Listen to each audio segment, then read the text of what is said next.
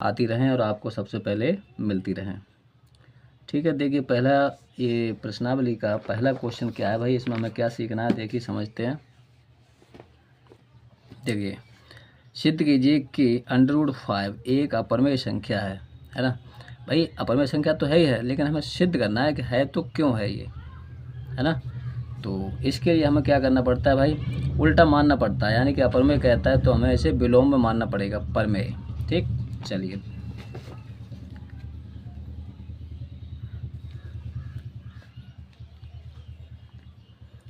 क्या है भाई, माना √5 एक परमेय संख्या है, परमेय संख्या है। ठीक है, और जब परमेय संख्या है तो हम इसके लिए कैसे लिख सकते हैं, अतः कैसे लिख सकते हैं, √5 बराबर P/Q के रूप में इसे हम लिख सकते हैं, क्योंकि हम जानते हैं कि P/Q के रूप में जो बट्टे के रूप में लिखा होती है वही हमारी परमेय संख्या होती है ना। लेकिन जहाँ पर यानी कि Q बराबर क्या क्या हो सकता है, 0 नहीं हो सकता है भाई, Q बराबर 0 नहीं हो सकता है, क्योंकि 0 अगर हम किसी संख्या के नीचे लिख देंगे तो उसका मान अपरिभाषित होता है ना। तो अब देखिए हमें क्या करना है भाई, इसके लिए अब सिद्ध करने के लिए हमें क्या करना पड़ता है, इन दोनों का वर्ग करते हैं, इन दोनों के लिए वर्ग करते हैं। तो पहले तो इसके बट्टे में हम 1 कर लेते हैं। ठीक, अब देखिए हम गुणा कर लेंगे इसके लिए, तो गुणा करेंगे तो कितना मिलेगा, √5QP।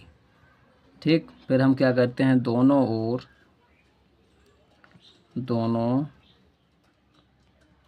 ओर का वर्ग करने पर,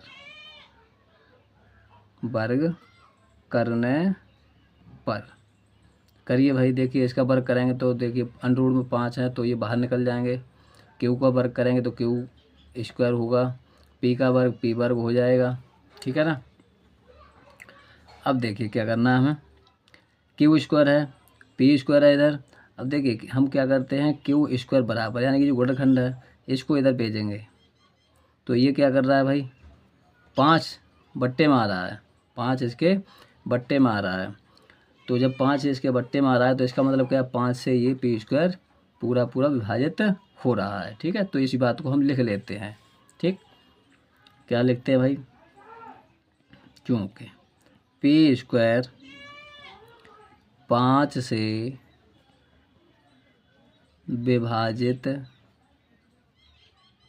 या विभाज्य है, अतः P भी 5 से विभाज्य होगा, है ना। क्यों होता है भाई, देखिए इसलिए होता है कि यदि हम 25 में 5 का भाग लगाएं, कोई वर्ग संख्या है उसमें हम 5 से भाग लगाएं, या जैसे 9 है तो 9 में हम 3 का भाग लगाएं, ठीक है ना, तो ये पूरी पूरी विभाजित होगी। और ये वर्ग हटा दें, यानी कि 5 में यदि 5 का लगाएं तो 5 से भी तो विभाजित होगा कि नहीं होगा ये, ठीक है ना। तो वही बात हमने यहाँ पर लिख दी है। तो P² हमारा क्या है भाई, P² कोई पूर्णांक होगा। ठीक है, P² क्या है, पूर्णांक है, तो यहाँ लिख लेते हैं पूर्णांक, लिख सकते हो, अच्छा है। ठीक है, अब देखिए ये पॉइंट तो हमने लिख दिया। इसके बाद हम क्या करते हैं, इसके लिए हम समीकरण भी मान सकते हो, समीकरण मान लो और अच्छा रहेगा। समीकरण पहला, तो हम लिखते हैं यहाँ पर, माना P² बराबर क्या मानेंगे हम, 5R हमने मान लिया, किसके बराबर माना है, P² के बराबर। ठीक है, तो P² बराबर जब हमने ये मान लिया है तो अब इसका हम क्या करेंगे भाई, मान समीकरण में रखेंगे 1 में, बराबर 5R, समीकरण 1 में रखने पर, तो समीकरण 1 कौन सा है हमारे पास, 5q का स्क्वायर बराबर पी स्क्वायर। पी की स्क्वायर की जगह पर हम ये मान रख देंगे अपना 5q स्क्वायर बराबर 5r का स्क्वायर। तो 5q स्क्वायर बराबर 25 आर स्क्वायर। जरूर नहीं है कि आर मैंने माना है तो आर ही रखें, एक्स वाई जेड कोई भी अक्षर लिख सकते हो, ठीक है ना। अब देखिए हमें क्या देखना है, इधर भी 5 है इधर भी 25 है, तो हमारी ये संख्या कट जा रही है तो हमने काट दिया। ठीक, ये यहाँ पर गुणा कर रही है तो इधर हम भेजेंगे तो हमें क्या मिलेगा, बट्टे में आ रही है हमारी संख्या, यानी कि ये विभाजित कर रही है। देखिए अब हमें यही देखना था कि देखिए क्यू भी इससे 5 से विभाजित हो रहा है, तो हम इस बात को लिखेंगे। क्या लिखते हैं, क्यू स्क्वायर पूर्णांक 5 से विभाजित है,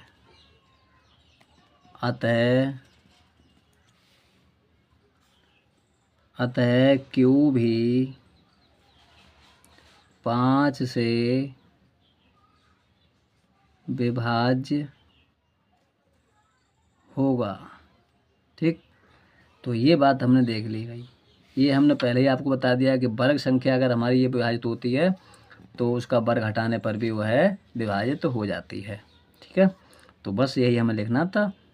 और अब देखिए HCF कितना होगा भाई इन दोनों का, क्यू भी हमारा जो है पी स्क्वायर भी किससे विभाजित है, 5 से, और क्यू स्क्वायर भी किससे विभाजित है भाई, 5 से, है ना।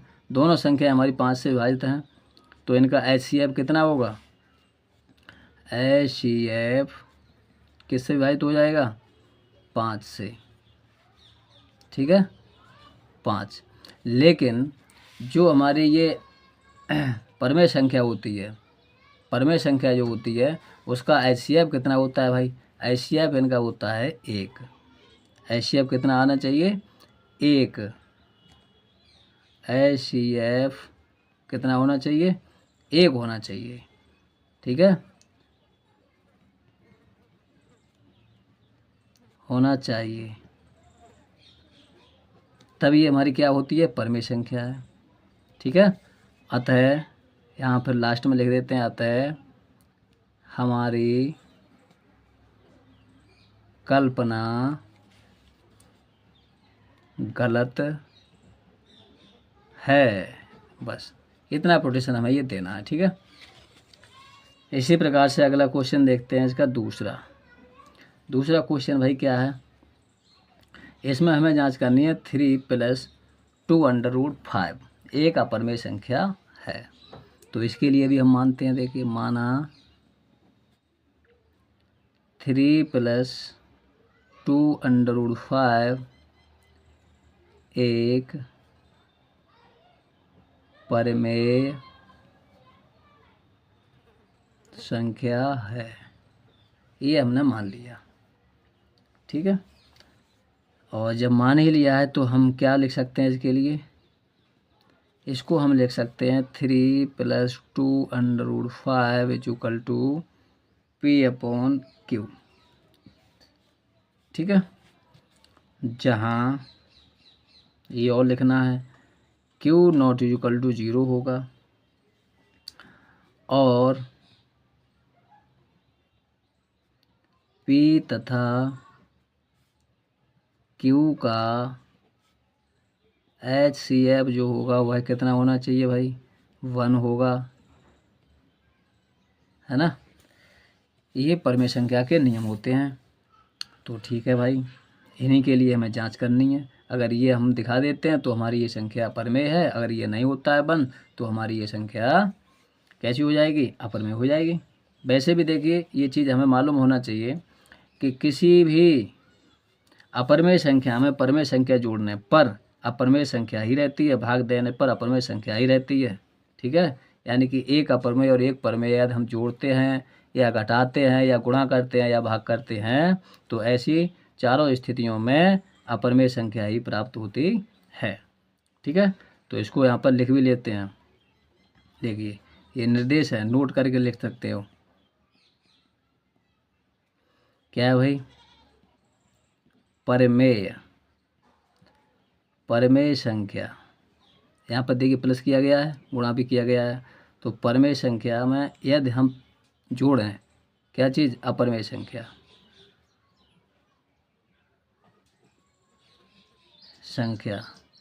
तो क्या प्राप्त होता है, अपरमेय। ठीक, और क्या है, गुणा करने पर यानी कि परमेय संख्या में संख्या गुणा करें किसका, अपरमेय का,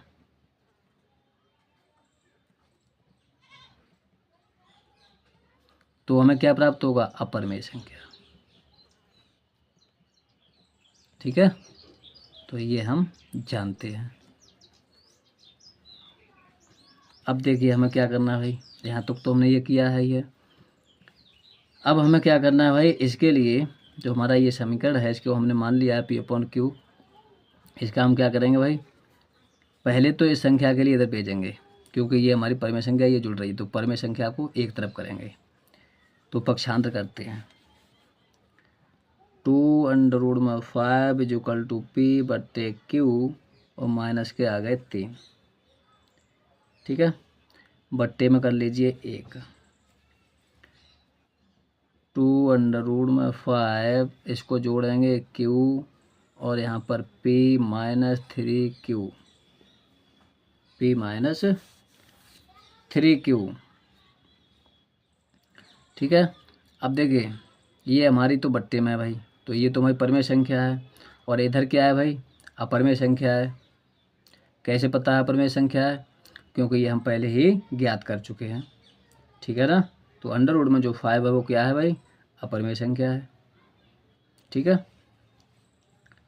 तो अपरमेय संख्या यहाँ लिख सकते हो, हम जानते हैं, इस तरह से लिखिए, हम जानते हैं, क्या जानते हैं भाई, कि अपरमेय संख्या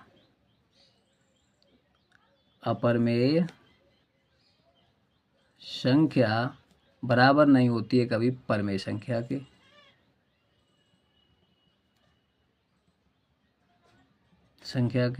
नॉट इक्वल टू, है ना।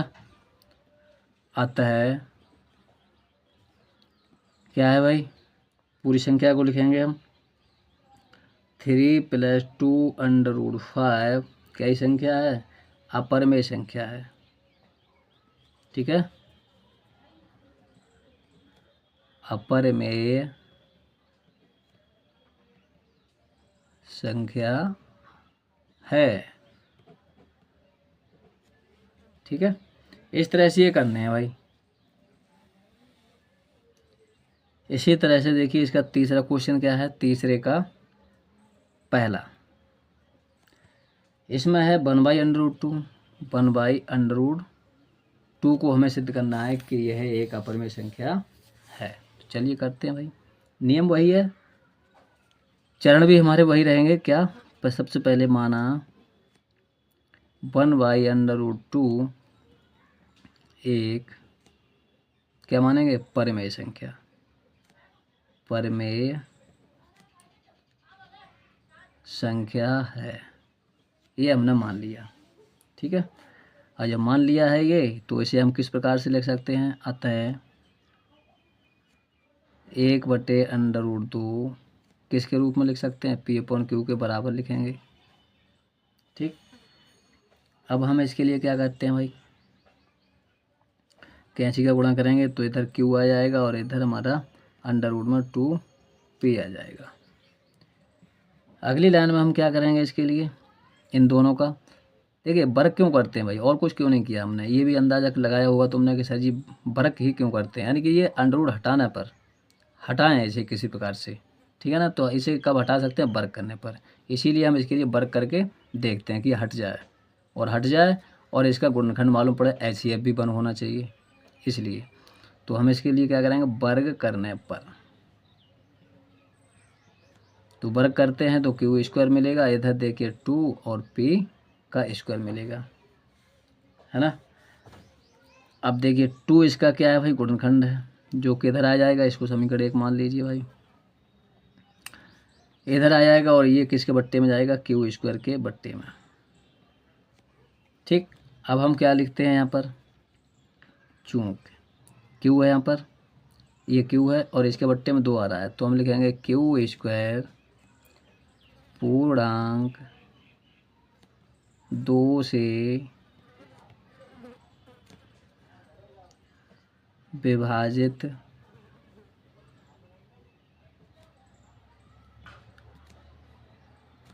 हो रहा है।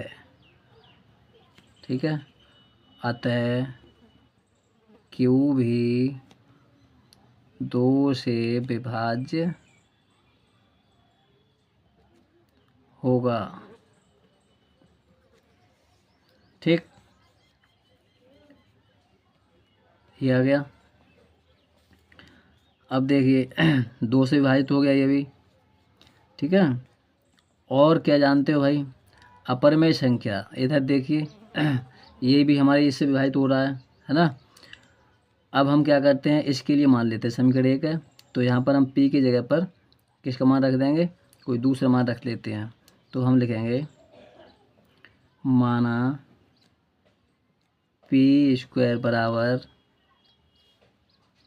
यहाँ 2 है ना, तो 2 ही रखेंगे, 2r रखने पर। तो रखते हैं, देखिए इसका मान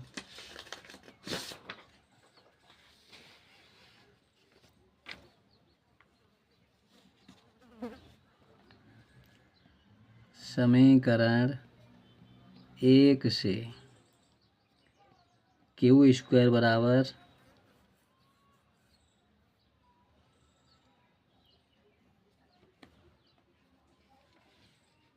देखिए यहाँ पर क्या है भाई, क्यू के लिए पहले विभाजित कर रहा है ये, है ना, तो क्यू बराबर मान रखिए, क्यू बराबर, तो क्यू बराबर हम मान रखेंगे यहाँ पर, क्या मान है हमारे पास, 2r, 2p स्क्वायर, ये हमने उतार लिया। ठीक है, यहाँ रखेंगे 2r का स्क्वायर, मान रख गया ये हमारा, 2p स्क्वायर, इसका वर्ग करेंगे तो वर्ग करेंगे तो कितना मिलेगा, 4r का स्क्वायर, 2p स्क्वायर, 2 से ये हम काटेंगे तो हमें मिलेगा 2, आर स्क्वायर बराबर p स्क्वायर के बट्टे में 2। अब देखिए ध्यान से भाई, 2 भी p स्क्वायर को विभाजित कर रहा है कि नहीं, तो यहाँ पर लिखेंगे फिर से पुनः p स्क्वायर को 2 विभाजित कर रहा है, अतः ये भाई हिंदी थोड़ी सी इतनी तो लिखनी ही पड़ेगी, है ना। हाँ, और 1-2 बार ये करोगे तो आपसे बड़ी आसानी के साथ हो भी जाएंगे। देखिए 2 से तो क्या होगा भाई, p भी 2 से विभाजित होगा, विभाज्य होगा। ठीक, अतः हमारी कल्पना क्या थी, गलत रही, है ना। तो यहाँ लिख देंगे हमारी जो कल्पना थी, हमने क्या माना था, परिमेय संख्या मानी थी, हमारी कल्पना गलत है। अतः ये क्या है, कैसी है संख्या, ये लिखेंगे यहाँ पर 1/√2 एक अपरिमेय संख्या है। बस ये काम करना है इसमें भाई। ठीक है, इसी तरह से अगला देखेंगे, इसमें दूसरा इसका क्या है भाई, 7√5 है। ठीक, तो इसके लिए पहले तो मानते हैं भाई, उसी हिसाब से माना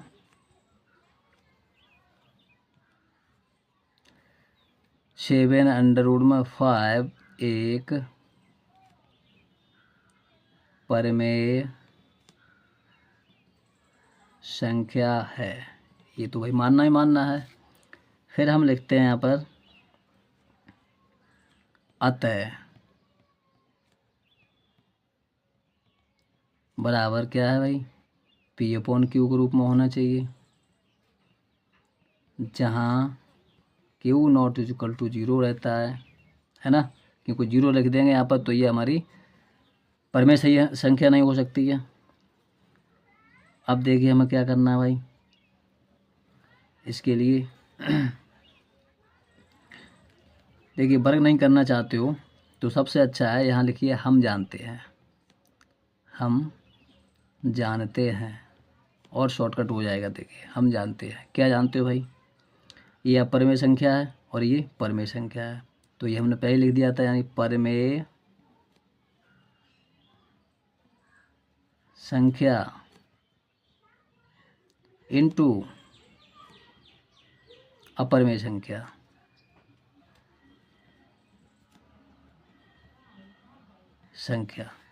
क्या होती है भाई, अपरमेय संख्या ही रहती है, यानी कि अपरमेय संख्या में किसी परमेय संख्या से गुणा करने पर वह अपरमेय संख्या ही रहेगी।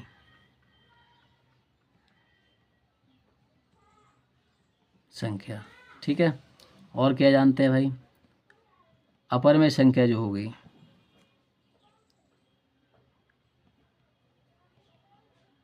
संख्या कभी बराबर नहीं हो सकती किसके, परमेय संख्या के, संख्या, ठीक है। अतः देखिए यहाँ पर ये बराबर मान रहा है, लेकिन ये बराबर नहीं हो सकती है, तो हमारी जो कल्पना थी, हमने माना था परमेय संख्या, वह कैसी है, गलत है। अतः हमारी कल्पना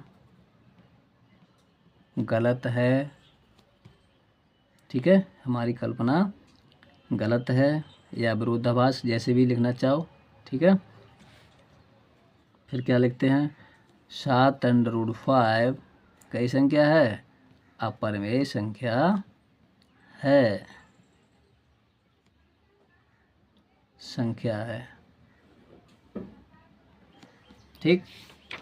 इसी प्रकार से इसका देखिए लास्ट क्वेश्चन है एक और, तीसरा क्वेश्चन क्या है भाई, तीसरा क्वेश्चन 6 + √2, तो इसे भी कर लेते हैं। देखिए माना 6 + √2 एक परमेय संख्या है, परमेय संख्या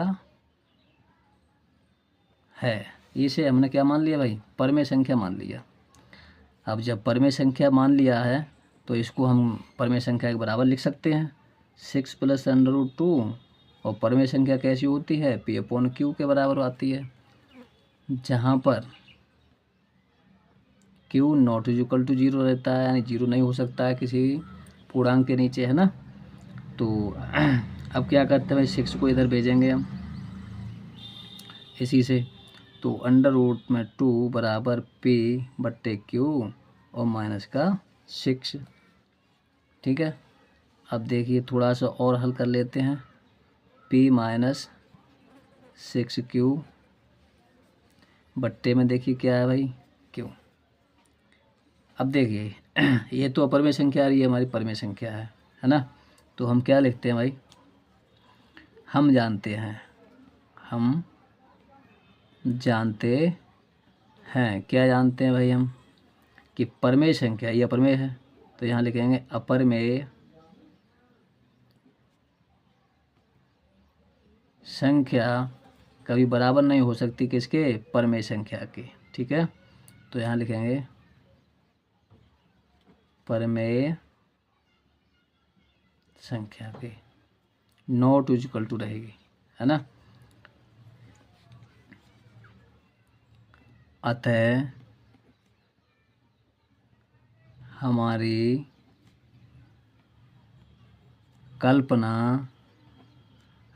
कल्पना कैसी रही, गलत साबित हुई, है ना, गलत है। 6 + √2 एक अपरमेय संख्या है, ठीक है। इस तरह से ये प्रश्नावली बहुत ही आसानी के साथ और कम शब्दों में हमने कम समय में आपके लिए समझा दिया है। आशा करता हूँ आपके अवश्य समझ में आए होंगे। ऐसी हमारी वीडियो देखने के लिए अगर हमारे चैनल पर नए हैं तो हमारे चैनल के लिए सब्सक्राइब करें, लाइक करें, शेयर करें। थैंक यू, धन्यवाद।